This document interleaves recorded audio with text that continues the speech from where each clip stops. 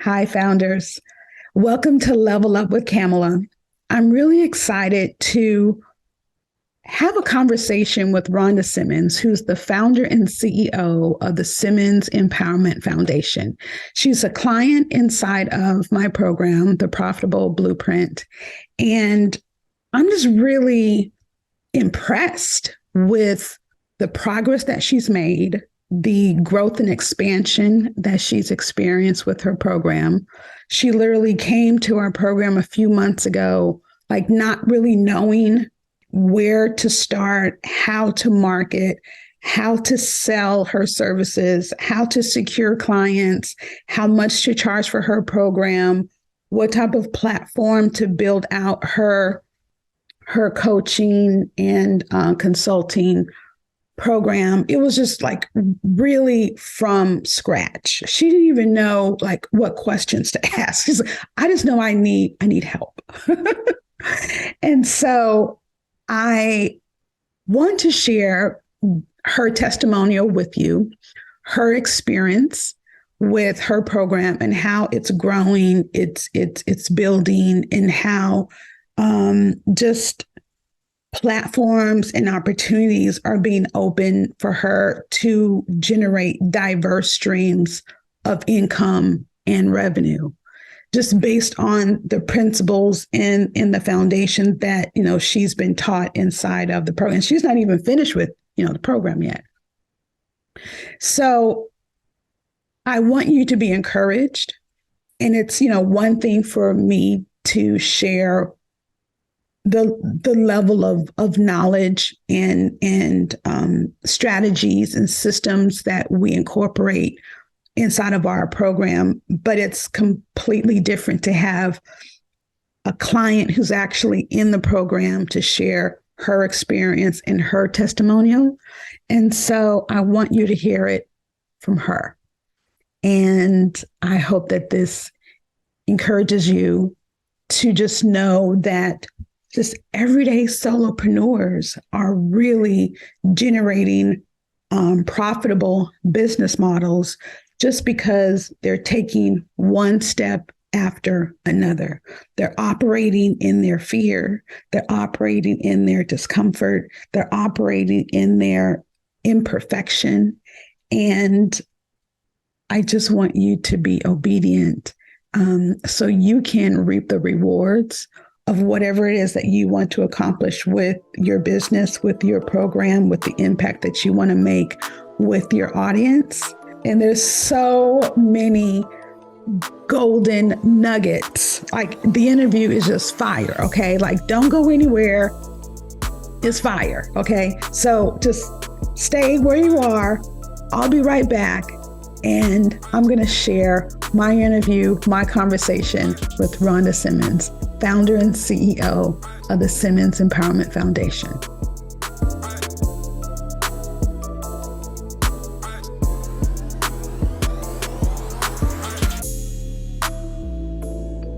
Thank you so much for being here, Rhonda. I am humbled and I'm honored to have you here on this platform. Well, thank you so much, Kamila. I am excited to be able to share this space with you today. Last night I was, preparing like the questions I was going to, ask you, and really kind of going through my mind, like how I wanted this interview to flow. And I started really like getting giddy and anxious, and I kind of tossed and turned a little bit. So oh my goodness. Wow. Like really good jitters and really good vibes. Well, good. Well, I'm just as excited to be here. This is like the moment for me. And I'm just like, woohoo! Spending this time with you. And so I'm really thrilled that you're having me on your show today. Thank you. Absolutely. So let's start off by you just sharing, telling our viewers and listeners a little bit about you, your program, your organization. Okay. Well, I'm in Texas, and my organization is the Simmons Empowerment Foundation, Incorporated. And it's a result of a 19-year-old vision that God gave me just prior to moving to Texas with my active duty husband. I was moving across country, didn't know anybody. And I'm like, what am I supposed to do when I get here? And God just dropped in my heart to start a home for unwed teen moms. And I thought, didn't see that coming. That was not what I was expecting. And a whole lot of life happened over those 19 years, but it wasn't until the middle of the pandemic that I felt the urge to just start my nonprofit then. And I did. And there are certain things as I look back on it, I don't know how I knew to do. For example, I reached out to a legal service to set up my 501c3 and I got everything in motion. And, it's one of those things where you have this vision, you start out doing it, and you don't realize until you're in the middle of it that you don't exactly know what you're doing. And I just knew what God told me to do. And so I just started out. And that first year, I started out in 2020. And that first year, I had my board members. And, when you're starting from scratch, there's a reason why they call it scratch. Yes. Because you are clawing your way through the mumbo jumbo to get where you're trying to go. And of course, as you know, you have to have a board. And so I'm thinking, okay, I need people real fast that know me. And I reached out, to close friends, which is not something I would advise. Right. But to get started, I did what I had to do. And so I started it, and it was rough. That first year, it was just about making sure the legalities were followed. And I got that done. And then I realized, okay, now it's time to get into our mission. And our mission is to have a home for unwed teen moms, but also to empower them through pre and postnatal health education, job skills training, and coaching.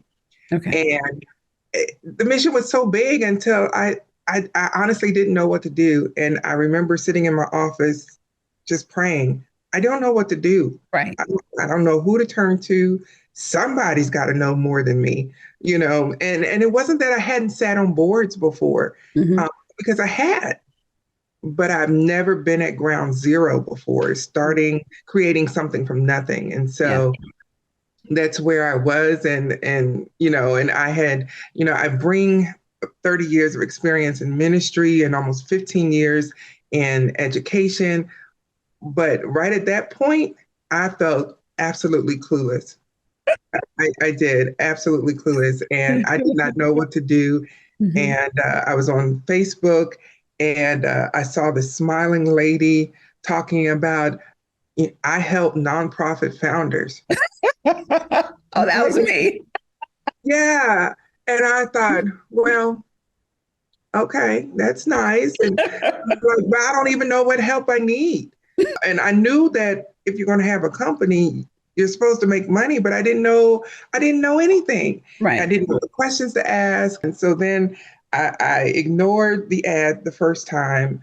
And it's something about Facebook. If you spend too long looking at an ad, then that gets into your cycle of the algorithm. Right. Yeah. Right. And so I saw the ad again, and free webinar, and I'm like, okay. So I signed up for the webinar and I watched it, and I thought, okay, well that was helpful, thank you. And I ignored it again, and a couple of months rolled by, and I thought, I'm just as stuck today as I was a couple of months ago. And then no sooner than I said that, here came your ad again. Really? Yes. Okay. Yes. And I thought, okay, I'm gonna watch the webinar, and I'll be honest, I thought it was a brand new webinar, because the ad for it looked so different. And I said, she said the same thing this time that she said before. And I thought, maybe because truth doesn't change. Oh. Let's wait. Say that again for the people in the back. I like that. That was a good nugget. Truth doesn't change. Yeah. And as I watched, I thought, well, that's smart. Why change the message if the truth hasn't changed? Mm. and I just sat there and I thought, did the head tilt thing. And I'm like, okay, okay. And then I thought, you got to the pitch part and I was like, oh, well, how do I pay for that? And I finally said, God, if this is what you want me to do, I need you to provide the money for me to do it because all I know is I need help. Yeah. And I had so I was wrapping up some other business transactions and I had the money. And I thought, oh, I, I need to make this investment. And somehow or another, I knew that this was the right investment. I needed, even though I didn't know what questions to ask, I Right. didn't know the depth of what I was going to learn. I just knew that I needed to be connected with someone who knew more than me. Mm. And it was very powerful, like I said, that your message never changed. It's really interesting that you referenced that initially, you didn't have the money, you didn't know how you were going to pay for it, you were praying on it, and then God just made provision. Mm-hmm. You know, Mm-hmm. and it's amazing how He works because for me, and I think that's the same as what you were sharing. That was the validation that Mm-hmm. you knew that this is the path that He wanted you to take because He made that provision for you. Yes. So, Yes. yeah. And I tell you, it has been the absolute best investment I could have ever made in myself and in my business, Good. because you address things that I never thought of. And I cannot tell you how many moments I've had, just like the one you just had a few moments ago when I said truth doesn't change. That aha, Yeah, it yeah. happens every time I'm in a session with you, whether it's live or going through the course. I'm having those aha moments all the time, and it's just when I look back over it, I'm like, man, I have grown Mm. so much and I've changed, and so it's been wonderful. Well, thank you, thank you, thank you. Do you remember at that point of time were you looking for a coach or a mentor or a consultant, however you want to title me? Was it something you were looking for or it just kind of the ad just popped up in your algorithm? Kamila, I didn't even know to call what I was looking for a coach or mentor. All I knew is I need help, Uh-huh. and I have a certain inclination to, for business, but I knew for the magnitude of what God had called me to, Mm-hmm. I needed someone to get me to this whole new level that I had never been to before. Right. I knew it wasn't just going to happen because I was wishing it to. I needed some concrete information. I needed step by step instructions. Mm-hmm. And I also needed to understand the rationale behind some of the decisions I needed to make. Okay. And so your course really, really helps me with that because just telling me what to do, I'll be honest, that works for children. And in today's time, that doesn't even work for them too well. But telling me what to do is great. It has its place, but helping me understand why I needed to do this Yeah. or why I needed to not do something Right. was just valuable, just absolutely priceless. Good. That's good to know. I mean, because I never know what aspect of the program is really going to resonate with, one client from the other, and everyone learns differently. That's helpful information.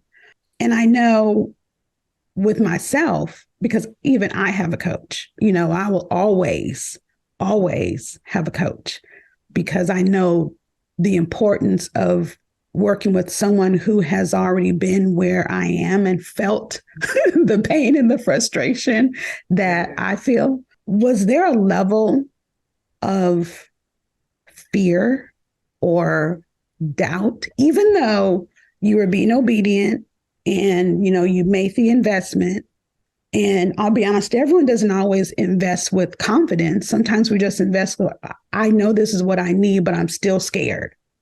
Mhm. Did you ever feel fearful or doubtful or scared or paralyzed or anything, even after you made the investment? Oh, absolutely. The fear wasn't even about your course. My only fear was I was stepping completely out of my comfort zone simply because God told me to. And even when I say it out loud, I have to stop and think, I wonder how that sounds to people. Then I got to a place where I don't care. And I will be perfectly honest. Um, I I was making moves in silence. The Mm-hmm. only people that knew I actually started my foundation were the two other board members that Yeah. I had. I didn't say anything to friends, church Okay. family. No one knew that the foundation existed Mm. probably until the end of the first year. Okay. Um, because and I know that sounds kind of cynical, but with all that I was dreaming and envisioning versus my reality, the last thing I needed was negativity. True. By moving in silence, that helped me contain my fear because I figured, well, if I failed, nobody would know, you know. Mm-hmm. And so I Okay. wasn't fearful to invest in the program. Yeah. I was just fearful about the whole idea. I have started this foundation. I don't know, where I'll end up. I definitely even I didn't see today. It's been 2 years now. And I am so further along than I was, the first year until, yeah, I wouldn't have been here today if it weren't for your program. In fact, your program gave me more confidence Mm. because now I wasn't just shooting in the dark. I knew exactly what I was doing. I was making informed decisions. I could justify my decisions to my board. Okay. Um, I could have more constructive conversations with my board, and I can talk business. You Love know, it. with way more confidence now. Love it. Love it. Love it. One day I'm in our Facebook group, as you know, for those who are listening who are not familiar with our program. One of the benefits and features is that we have a members only private exclusive Facebook group. What happens in the group, the discussions that we have, everything stays right there in that platform, right? And I'm scrolling through the feed, and all of a sudden, I see a video of you doing your podcast. And I am like blown away. I listened to a little bit of the clip, and I'm like, she gets it. Like, she really, really understands the importance of building connection and nurturing her audience and sharing content to brand yourself as an expert and as an authority in your particular in like you really really embraced it. What spoke to you and made you decide, like, I need to be visible? I need to really connect with my audience and step outside of my comfort zone in that platform.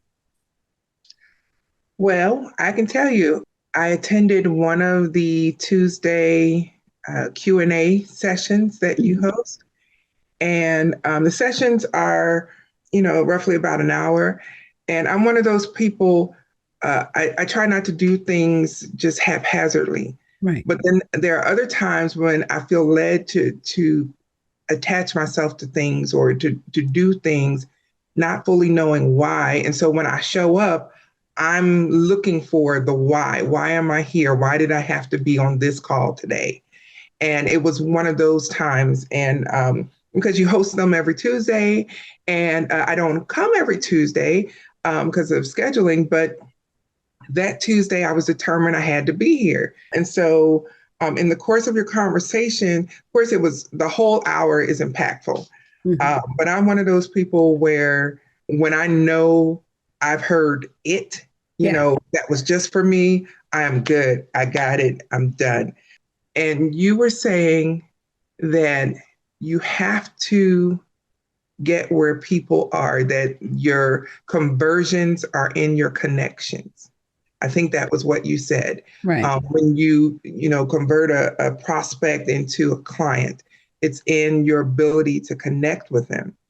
And when you said that, I literally sat back in my chair because communication is my thing. That's what I do. And being in ministry, if you don't know how to connect with people, I question whether or not you have a ministry, because ministry is people. Mm-hmm. And so I thought, okay, I can do that. And I actually looked at my weekly emails that I had been sending out. And actually, it wasn't quite weekly at that point. Okay. And I looked at just the content, and I'm like, I've been sending out good content, but the piece that was missing was me. Mm. It didn't have enough of my voice. It didn't have enough of my passion. Yeah. It did not scream connection. Mm-hmm. It screamed information, but it didn't scream connection. Right. And ever since then, I have just changed the whole flavor, if you'd say, of my emails, my videos. I'm just putting myself out there. I'm starting to do workshops. And what's funny is I'm not a shy person by any means, but I hadn't even thought about the fact that I was the secret sauce. Mm-hmm. And so, yeah.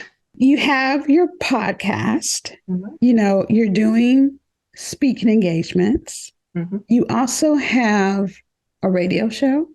I do. Tell us about your radio show. Well, both the podcast and the radio show are called Empowered Heart to Heart.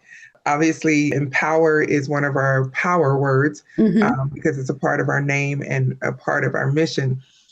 In one of the things I heard you say is you don't want to stretch yourself too thin.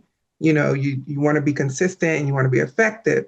And so when I'm thinking about marketing plans, I'm thinking about how I can get more bang for my buck, so to speak. Right. And I had seen this YouTube commercial. I don't even know what it was about, but that gave me an aha moment where they said, take one piece of content and you can use it for this. Nice. And they had a visual up there. And I thought, I could do that. So when I started my podcast earlier this year, I also, maybe within 3 or 4 months, I thought I need to be on the radio. Mm-hmm. And it's interesting because Central Texas only has one gospel radio station, and it's in my area. And so, yeah. And so I reached out to them, and we had, a kind of a discovery call about what I was trying to do and, where I was headed. And come to find out, the radio station can pull from my podcast. And I said, hush your mouth and keep I was like, yes. And so I'm like, okay, I can do this. So I just, create my podcast, and it's, as you would say, rinse and repeat. Yeah. And so as long as and even if I don't upload a podcast episode this week, the radio station will just pull last week's podcast. It just happens. Okay. Yeah. I'm looping in. So I don't let that happen too often, but it's just wonderful because I'm able to just connect the dots. Mm-hmm. Mm-hmm. Tell us about your speaking platform, because I was very impressed to learn now you are being seen as an authority, and people are literally booking you to speak and paying you, which is a whole nother stream of income and revenue coming in. So let's hear about that. Well, one of the things that your course teaches, well, I shouldn't say your course, that you teach us, is that you have to identify your most valuable client. Mm-hmm. who is your target audience. Right.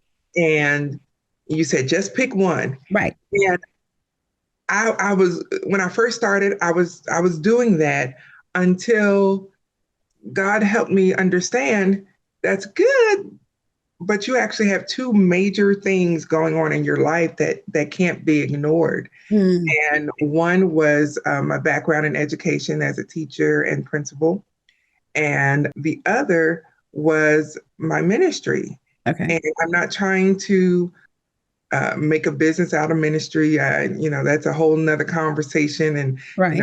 Jesus first and all of that.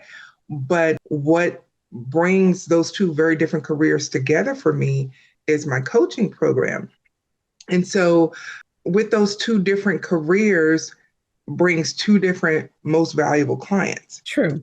And one would be pastors' wives, and the other would be at-risk students and their parents, within the field of education. And so the speaking engagements, mostly, actually, I'm doing both areas.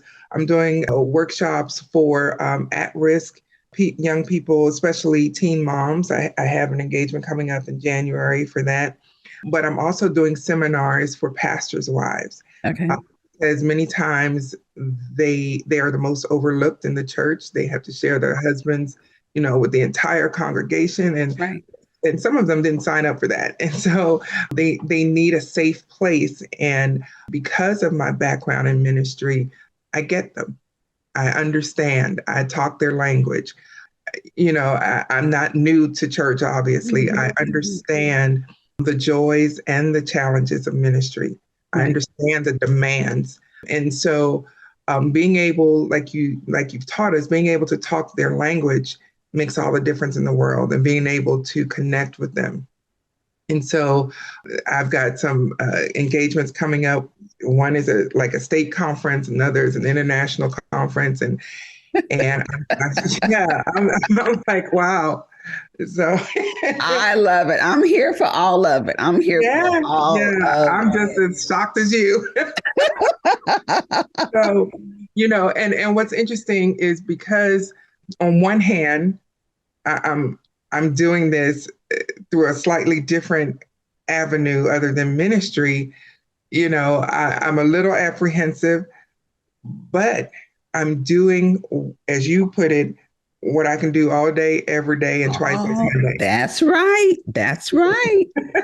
And so I'm excited. I have a book coming out that just goes along with my coaching practice, and so that's another stream of income. And Yes. yeah, so we're making it happen.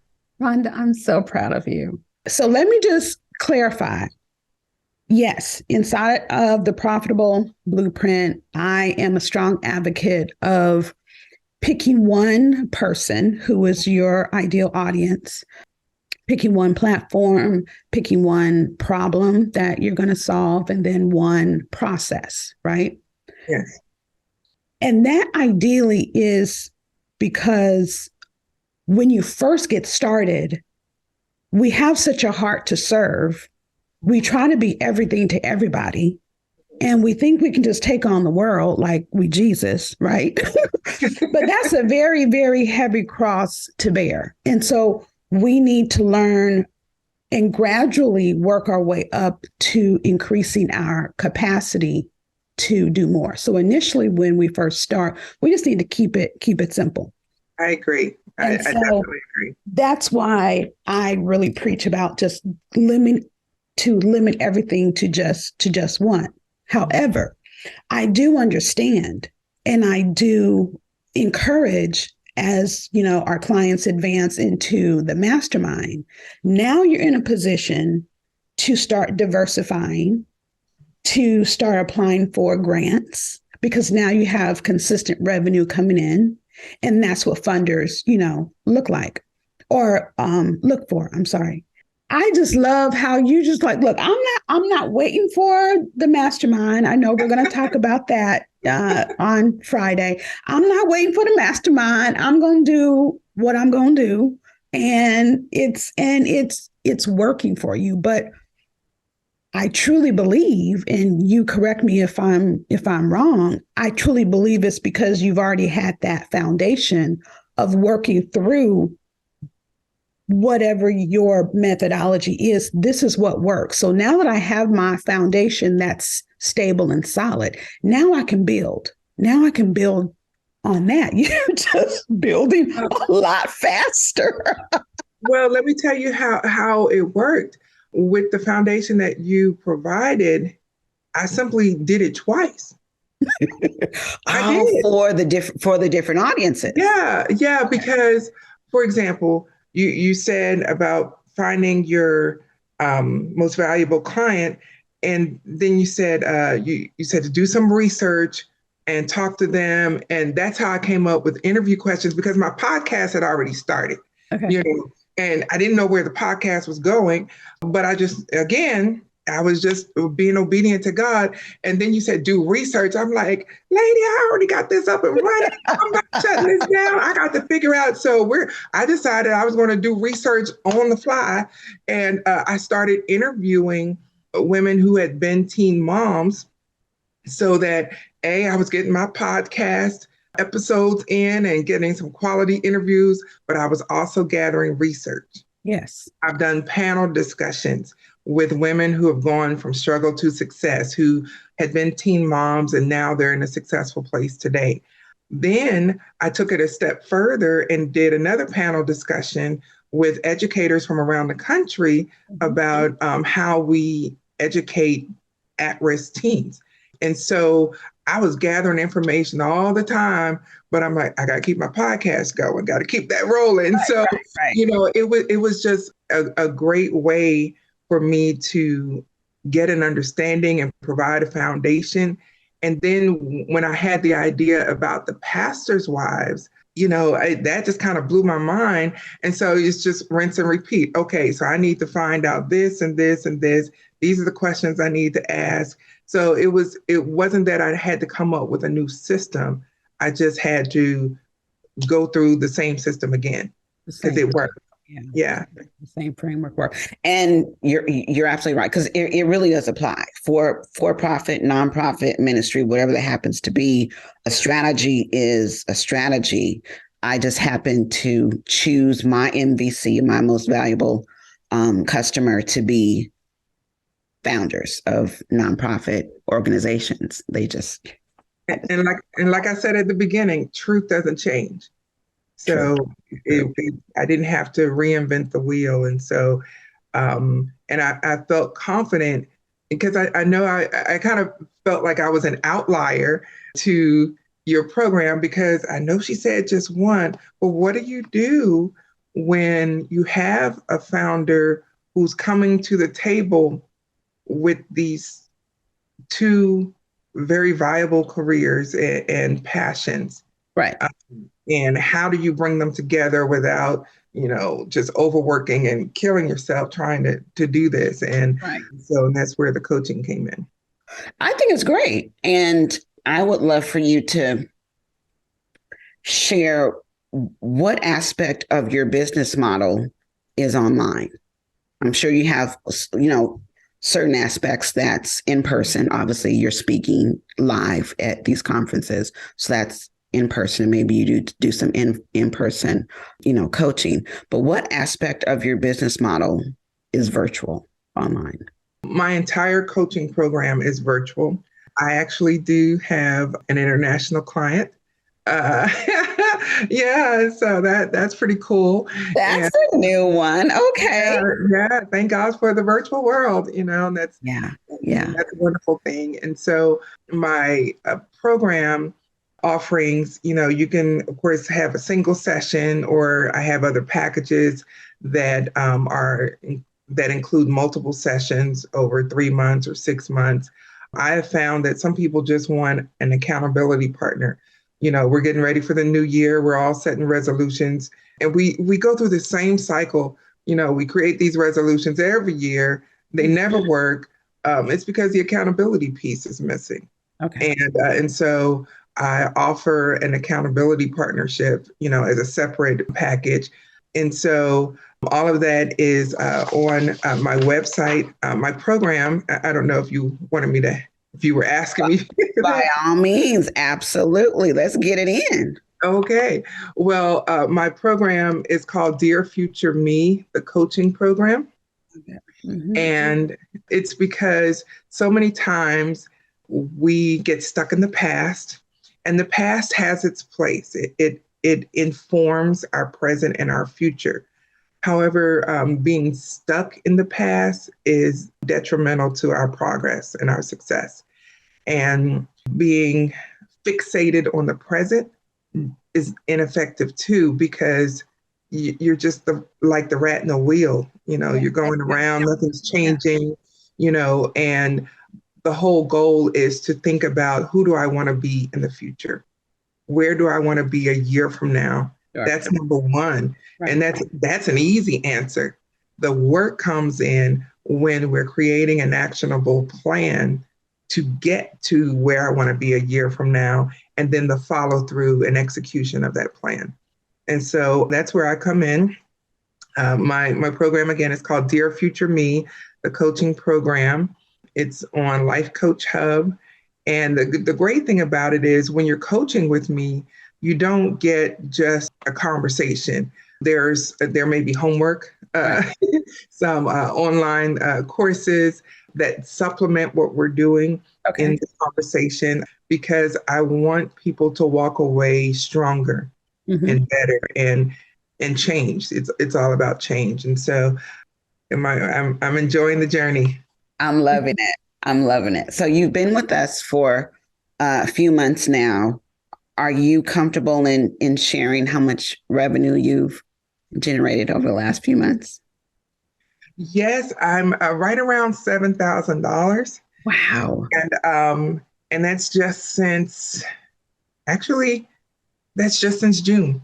Okay. Just Okay. since June, um, and because that's when things just really started clicking for me, Hmm. and it clicked so well until, as soon as you start aligning yourself with the strategies that work, Yeah. you see results. Right. Right. Uh, so I am so excited for next year, because I appreciate $7,000, but we want to add about two zeros to that. Yeah, we need to add a couple more zeros, but but it's good because now that you have launched, now we can look at the numbers, we can look at your data, your metrics, and now we can start to refine and Yes. really determine what needs to be added, what can be taken out, how can we start to scale your model and really create more impact. This is so good. This is One so. of the things that you teach us, Kamila, is to document our processes. Mhm. And that's something that I'm working on, because I'm always thinking, if something happens to me, I want my organization to outlive me. People need to know what to do. My board, Legacy. Yeah. yes, they need to know what to do. I don't want them guessing, and I don't want them coming up with things that don't align with the mission. Sure. And so documenting the processes helps. And I think documenting both sides. This worked great. This is what I tried that Right, didn't right, work. right. Yeah. Because I don't have time to repeat mistakes. But we certainly don't. We Yeah. certainly don't at Yeah. all. No. And I think even being in a position to, as you document, being in a position to really determine how can I niche even further my specific market or my specific audience, because then you really, really are able to fine tune and build that brand as that particular expert authority for that problem that you're solving. Quick story: when I first started this online, program, it was called Create a Charity. Create a Charity was the name of the program, because I thought that people just wanted to know how to establish a nonprofit. And so as we're doing the coaching calls, all of their questions were based around how to make money. Like, how did you generate revenue? Like, how you pay yourself a salary? How did you quit your job? So forth, so on. It really became how to create a profitable, charity. And so then I really had to hone in on my audience and really focus on those who wanted to charge a fee for their service or for their product or for their membership, whatever they happen to be. And so that was a whole nother level of niching down. And then we hit the pandemic, right? And the whole world literally became virtual. And then I wanted to really further that reach to, nonprofits. I don't know why we always the last to get the memo. Like we are always the last to get the memo. So like the whole world is virtual, but we're still trying to run our operation and our business model like the pandemic never happened. And we have this, and I don't know if it's a fear or just ignorance or stuck in our ways, whatever that happens to be. Like we really need to keep up with the times, and the whole world is virtual. We need to be virtual as well. Absolutely. So I started niching down further to nonprofit founders with an online program or who desire to have an online program because it's not going anywhere. Like restaurants are virtual. You might eat in the restaurant, but now they have a delivery. Yes. Hospitals, doctors, they have telehealth. The educational system, you have virtual classes, you have like everything is virtual. So why would we be any different? That was a whole nother level of niching down. So now it's not just nonprofit founders. It's not just nonprofit founders who want to generate revenue, but it's nonprofit founders who want to generate revenue with an online program. And so, just niching it down, I think will as we refine, as you start dealing with specific issues and problems that your audience might be addressing, you might determine, I really don't want to go in that direction. I really want to focus more on this specific area or solving this specific problem. Do you mind sharing, as you're coaching pastors' wives, what problem or problems are you solving in your coaching program with them? With pastors' wives, the problem is that they have no outlet for what goes on behind the ministry. Mm. They always have to wear the face. Yeah. While people see them and their husbands, as pastor and first lady, the pastor's wife sees the real deal. Mm. And things are not always as they appear. Right.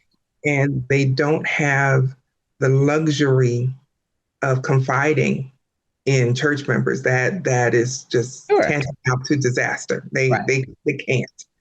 And many times they don't know who to trust. And so I provide that safe place because that is the one thing that pastors' wives don't feel that they have is a safe place to be themselves and discuss whatever is going on, but not just, discuss it, but work through how they're going to handle it. Mm-hmm, mm-hmm. So I provide that safe place where we have enough in common that they can just jump right in talking about church stuff. And I understand, I get it. I understand the demands, and you would be surprised some of the things that pastors' wives are enduring that they wouldn't in a million years tell a soul. Sure. And so they need that safe place because so many times when you're taking in all of this and you're holding it in, that's not healthy. Yeah. It's not healthy. So I provide a safe place and possible solutions for them because I'm outside of their situation. And so I'm able to present a different perspective. Right. So you referenced before, it's a ministry. I get that. Do you charge a fee for this coaching experience with you? Yes, I Okay. do. Because as I've learned from you, you have to decide, are you going to run a business or a ministry? Ministry. Yeah. And so I love ministry, but in this capacity as a coach, that's a business. Yeah.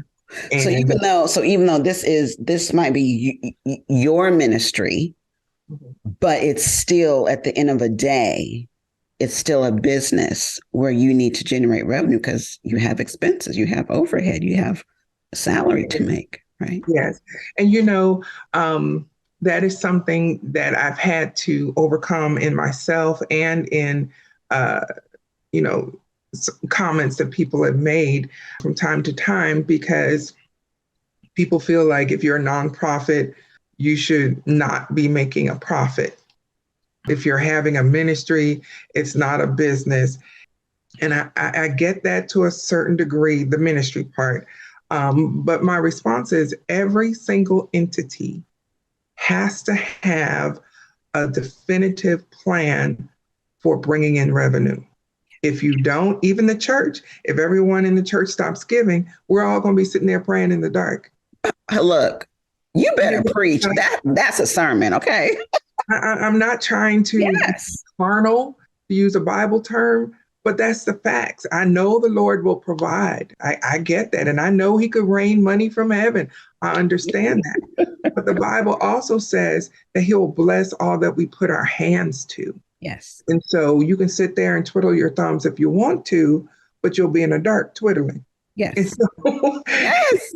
And so there are some things that we have to do in order to keep the church going and in order to keep the people going. Right.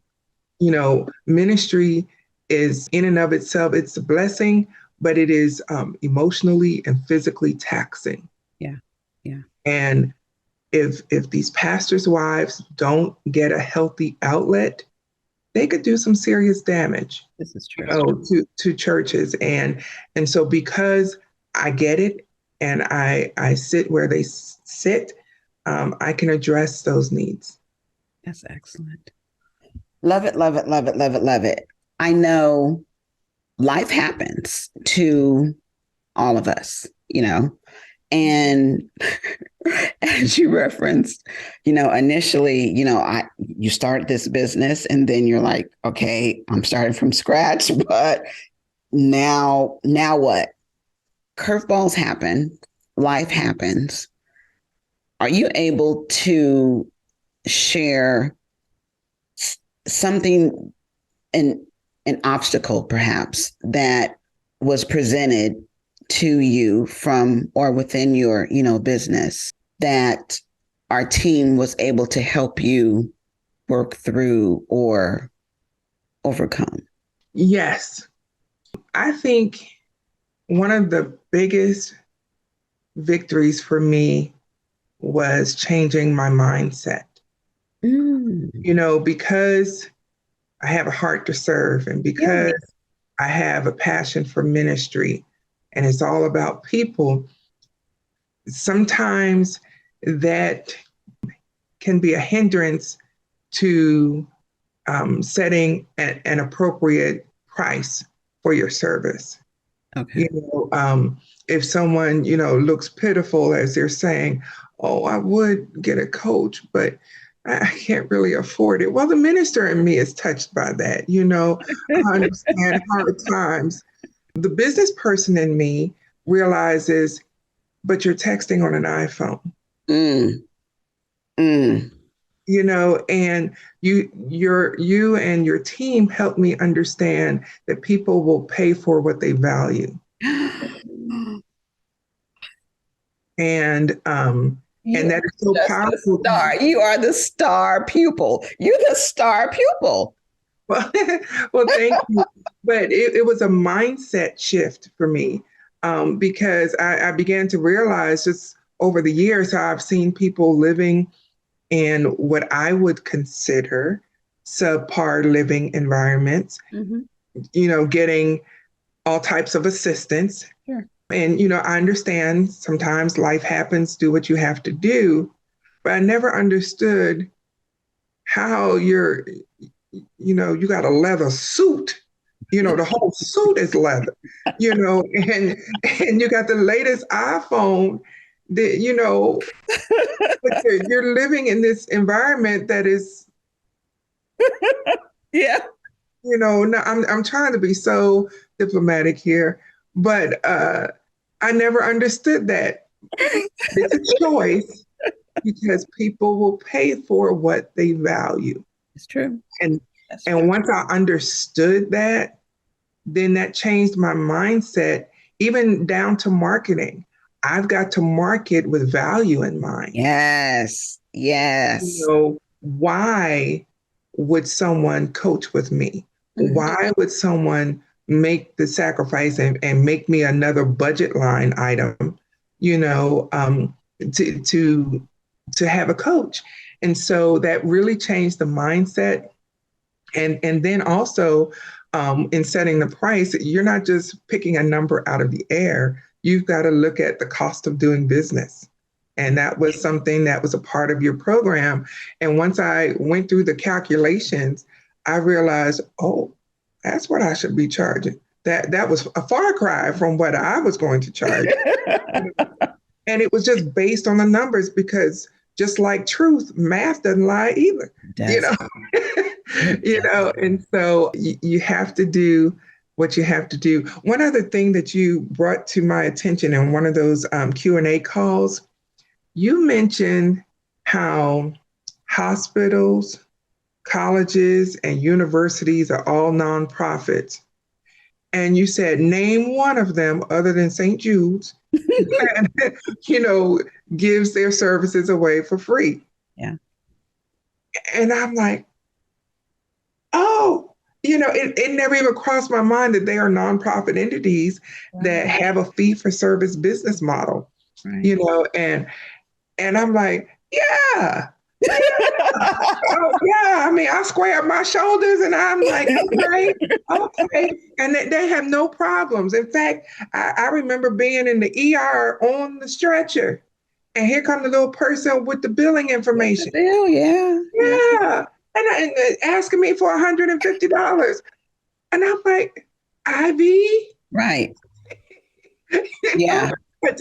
But they have a job to do. And they do not scale their prices based on your economic status. Like an IV is $150 period. Like whether you're affluent and wealthy or whether you're low income, like the price is the price. So why do we have to adjust and customize our pricing for someone's economics? Like if you want this IV, you about to find $150.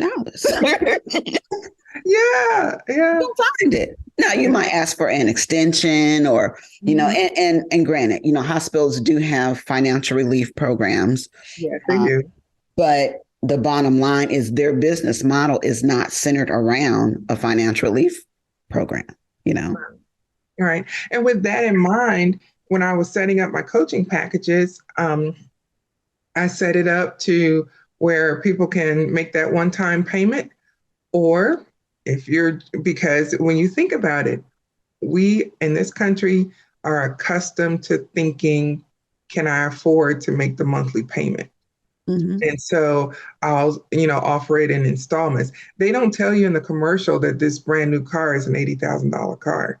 I mean, who would run out and get it? Not too many. Right. But, they'll tell you, with good credit and $350 a month. I mean, provided you don't need to have good credit to coach with me, but, we're always thinking about the monthly payment. Right. And so what that has taught me is that offer people options. Yes, it's always cheaper to pay the upfront payment.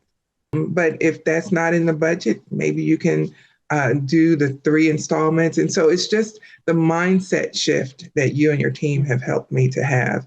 That's been absolutely priceless. That's fantastic. You are operating as a CEO. I love it. Oh, well, thank you. Because I mean, you're looking at prices and and your budgets and generating the revenue versus your expenses to make sure that you still are in the black afterwards, which is going to increase profit margins. Like, who talks about that in the nonprofit sector? Like, nonprofit, we don't talk about profit margins and expenses versus revenue and making sure that we're positive at like we don't do that. I had the pleasure of being a guest on your podcast, and you asked me like, how would I define empowerment? And I shared like, I want to be a disruptor. Like, we need to disrupt. We need to start making people feel a little bit uncomfortable so that we can grow, because that's where the growth is, in our discomfort. I don't know anyone who tried to lose weight and didn't suffer, sacrifice, feel some pain. Yes. But that's where, like, that's how you're going to grow. Yes. I totally, I love this. I love this. I love this. Okay. So as we begin to wrap up, if there is someone who's on the fence about enrolling in our program, do you have any words of wisdom to kind of get them off the, like, if they're going to enroll. If they're not going to enroll, they're not going to enroll. But if they're right on that fence, how could we help them make a decision? Yes, like I said, people pay for what they value. Mm-hmm. And if you are a brand new nonprofit founder, or even not so brand new, if you need help, you cannot deny the fact that you need help. Right. You may not be able to articulate what type of help, but this can't be all there is. It can't be flowing correctly. Right. And like the Bible says, my people perish for lack of knowledge. Mm. And when you know you need help, Right. make the investment. It is so worth it. I have not regretted it a single day. And because not only is it being a part of the team, but I can always go back to the course and rewatch a video. I didn't tell you this. When I was going through your program, when I would go to bed at night, my husband would be snoring next to me, and I'd be in the dark watching your courses and watching your video with the headphones in and everything, and holding it up close under the covers so we didn't see the light, because I valued the information. I valued the help. I could not stop. I was hungry for it. I don't need help to do nothing, but if I'm going to make massive changes, then I've got to put myself sometimes in an uncomfortable place to get the results that I want. It has been so worth it. I have enjoyed every single encounter. Get off the fence. Indecision. And I will say this, indecision will kill your business. Yeah. One way or the other. I mean, when a decision has to be made, it just has to be made. Mm-hmm. And so not making one actually is one. Is one. Yeah, because you're saying you don't want help. You don't know how, because you'll find, as we said in the very beginning, once you start getting in motion, the resources will come. You'll figure it out. By the way, aren't we about to come up on tax season?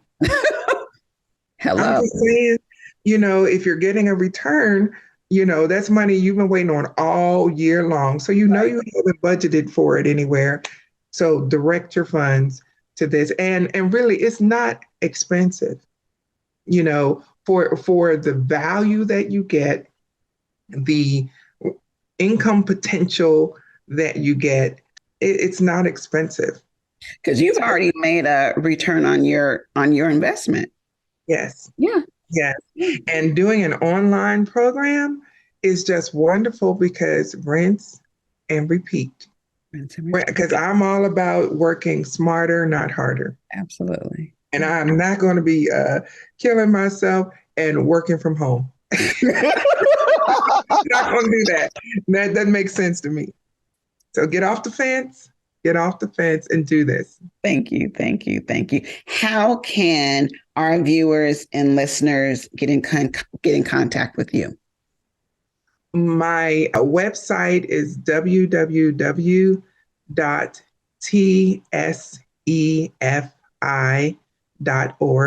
That's Okay. the acronym for our organization, the Simmons Empowerment Foundation, Incorporated.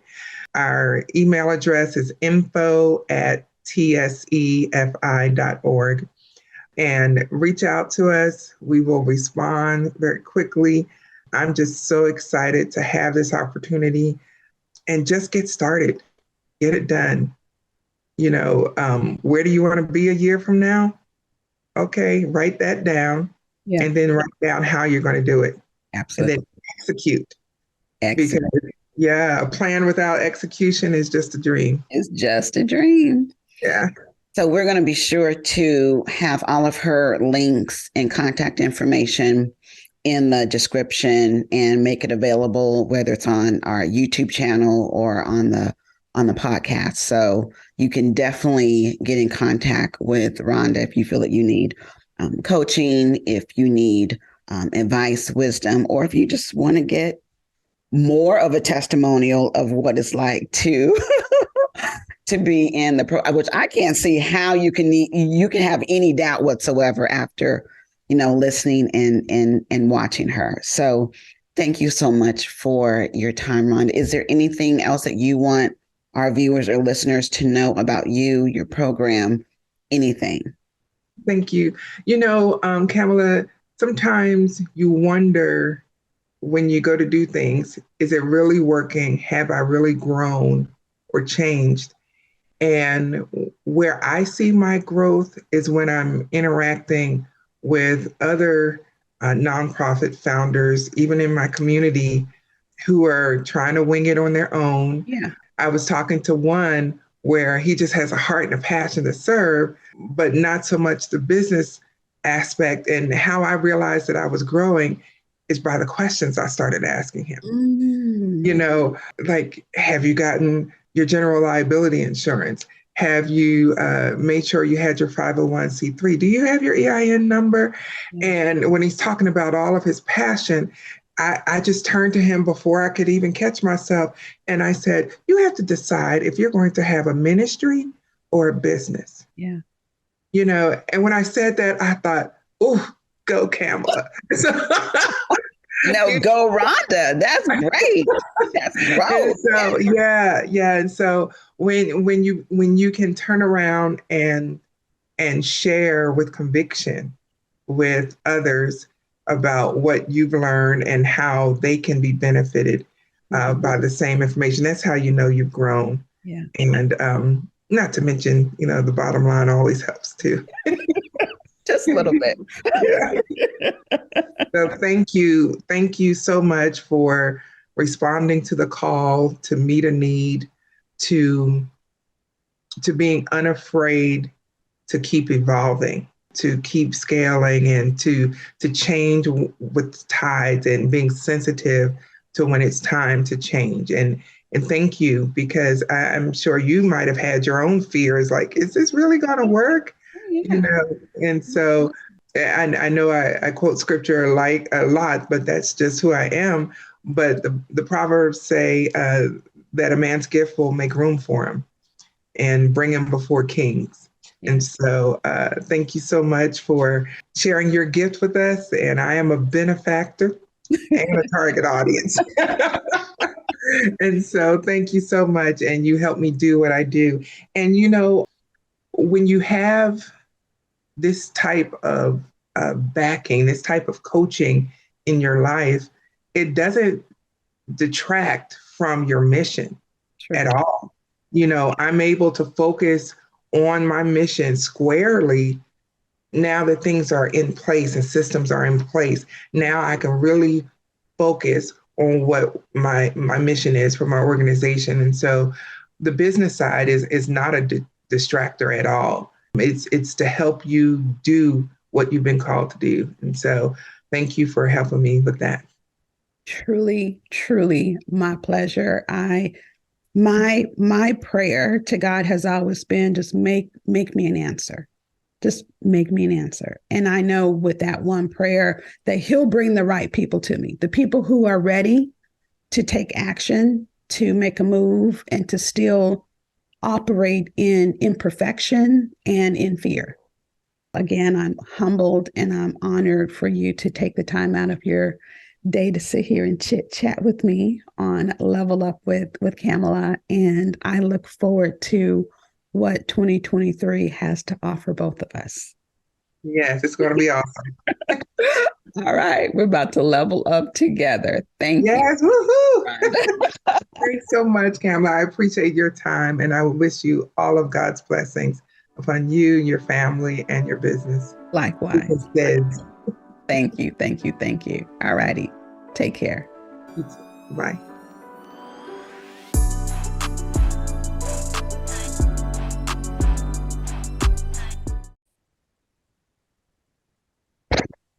Can you believe? Like, she blew me away. I really didn't anticipate her really digging that deep into her experience in, working with me and my team inside of the program. I don't know what more can be said. She did whatever was asked of her, and she took the right steps, and she made progress regardless of, again, her fear, her imperfection, her not knowing. Sometimes we have to figure it out together. But if you feel a sense of resonation and you're ready to take that next step to catapult your vision to that next level, I welcome the opportunity to work with you. Please send me an email at team, TEAM, at KamilaBrownWashington.com. You can send me a DM through Instagram, through Facebook, through LinkedIn. My handle is Kamila Brown Washington. Let's have a conversation.